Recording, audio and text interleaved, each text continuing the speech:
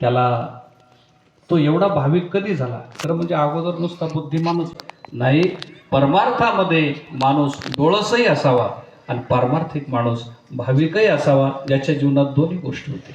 उद्धवाच्या जीवनामध्ये बृहस्पतीचं ज्ञान आहे, पण अगोदर त्याच्याकडे भावनाच नव्हत्या. आणि भगवान म्हणले याचा नुसता गुरु बृहस्पती असून चालणार नाही, एखाद्या भक्ताच्या पायाची रज याला लागलीच पाहिजे. हा ज्ञानी असलेला माणूस भक्त होईल. ज्ञानाला जर भक्त व्हायचं असेल तर संत चरण रजाची आवश्यकता आहे. म्हणून उद्धवाला भगवान श्रीकृष्णाने सांगितलं, उद्धवा मी गोकुळातून आलो, बरेच दिवस झाले. माझे जे गोकुळातले सौंगडी गोपाळ मित्र होते, माझे सौंगडी होते, माझ्या ज्या गोकुळातल्या वृंदावनातल्या गवळणी होत्या, ज्या माझे गायी होत्या, जे माझे नंद बाबा यशोदा माता, यांना सोडून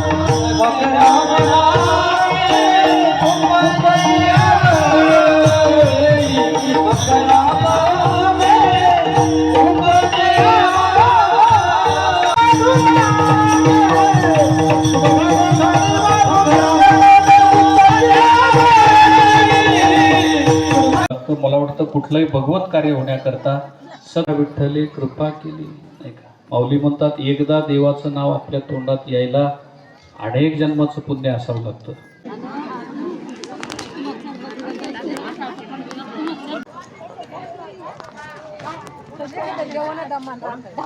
आज कीर्तनाचा 4था दिवस होता. Thank you for watching. बाय. आवडल्यास लाईक करा.